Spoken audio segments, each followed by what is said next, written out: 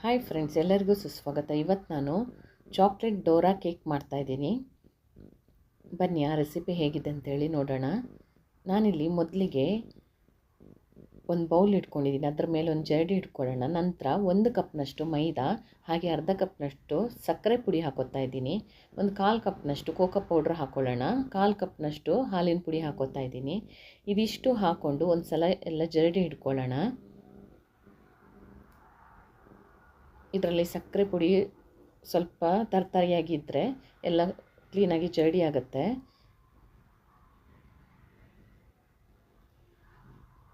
ನೋಡಿ ಸಕ್ಕರೆ ಪುಡಿ ಎಷ್ಟಿದೆ ಅಂಥೇಳಿ. ಈಗ ಇದನ್ನು ಪಕ್ಕಕ್ಕೆ ಇಟ್ಕೊಳ್ಳೋಣ.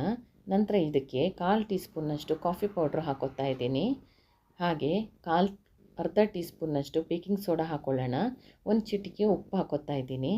ಇದಿಷ್ಟು ಹಾಕ್ಕೊಂಡು ಒಂದು ಸಲ ಮಿಕ್ಸ್ ಮಾಡ್ಕೊಳ್ಳಿ. ನಂತರ ಇದಕ್ಕೆ 1 ಕಪ್ನಷ್ಟು ಹಾಲು ತೊಗೊಂಡಿದ್ದೀನಿ. ಅದನ್ನು ಸ್ವಲ್ಪನೇ ಹಾಕ್ಕೊಂಡು ಮಿಕ್ಸ್ ಮಾಡ್ಕೋಬೇಕು. ಗಂಟಿಲ್ಲದೆ ಇರೋ ರೀತಿ ಚೆನ್ನಾಗಿ ಇದನ್ನು ಮಿಕ್ಸ್ ಮಾಡ್ಕೊಳ್ಳೋಣ. ನೀವು ನೋಡ್ಕೊಂಡು ಹಾಕ್ಕೊಳ್ಳಿ. ನನಗಿಲ್ಲಿ 1 ಕಪ್ಪು ಮತ್ತು 2 ಸ್ಪೂನಷ್ಟು ಹಾಲು ತೊಗೊಂಡಿದ್ದೀನಿ.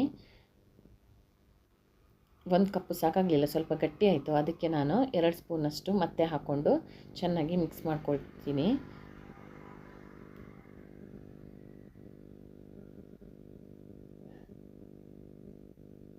ನೋಡಿ ಈಗ ಮತ್ತೆ 1-2 ಸ್ಪೂನಷ್ಟು ಹಾಕ್ಕೊಳ್ಳಿ.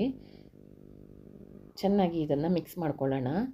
ನಂತರ ಇದಕ್ಕೆ ನಾನು ಒಂದು ಅರ್ಧ ಟೀ ಸ್ಪೂನ್ನಷ್ಟು ವೆನಿಲಾ ಎಸೆನ್ಸ್ ಹಾಕೋತಾ ಇದ್ದೀನಿ.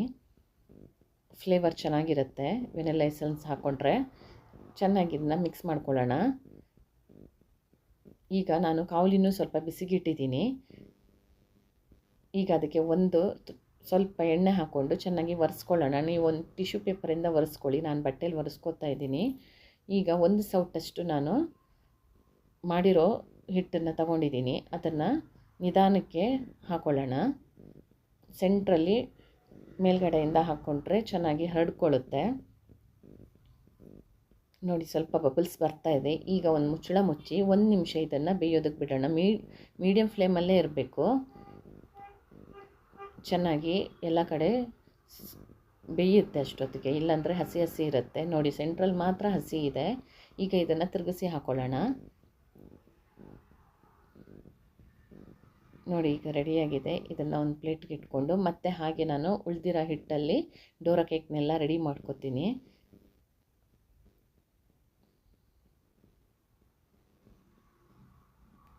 ಇದನ್ನು ಅದೇ ರೀತಿ ತಿರುಗಿಸಿ ಹಾಕ್ಕೊಳ್ಳೋಣ.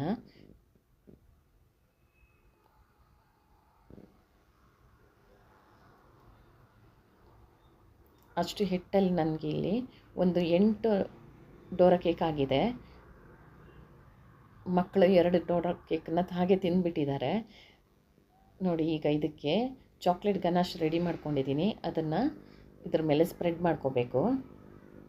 ತುಂಬಾ ಸಾಫ್ಟಾಗಿ ಬಂದಿದೆ ಡೋರಾ ಕೇಕ್. ನೋಡಿ ಪೂರ್ತಿ ಇದ್ರ ಮೇಲೆ ಹಾಕ್ಕೊಂಡು ಚೆನ್ನಾಗಿ ಸ್ಪ್ರೆಡ್ ಮಾಡ್ಕೊಳ್ಳೋಣ. ನೀವು ಚಾಕ್ಲೇಟ್ ಗನಾಶ್ ಇರಲಿಲ್ಲ ಅಂದರೆ ನ್ಯೂಟೆಲ್ಲ ಸಿಗುತ್ತಲ್ಲ, ಅದನ್ನು ಹಾಕಿ ಸ್ಪ್ರೆಡ್ ಮಾಡ್ಕೋಬೋದು. ಅದನ್ನು ತುಂಬಾ ಟೇಸ್ಟಿಯಾಗಿರುತ್ತೆ. ಈಗ ಇನ್ನೊಂದು ಡೋರಾ ಕೇಕ್ನ ಅದ್ರ ಮೇಲೆ ಇಟ್ಟರೆ ಡೋರಾ ಕೇಕ್ ನಿಮಗೆ ರೆಡಿ ಆಗುತ್ತೆ. ಮಕ್ಕಳಿಗೆಲ್ಲ ಇದು ತುಂಬಾ ಇಷ್ಟ ಆಗುತ್ತೆ. ಒಂದು ಸಲ ಟ್ರೈ ಮಾಡಿ.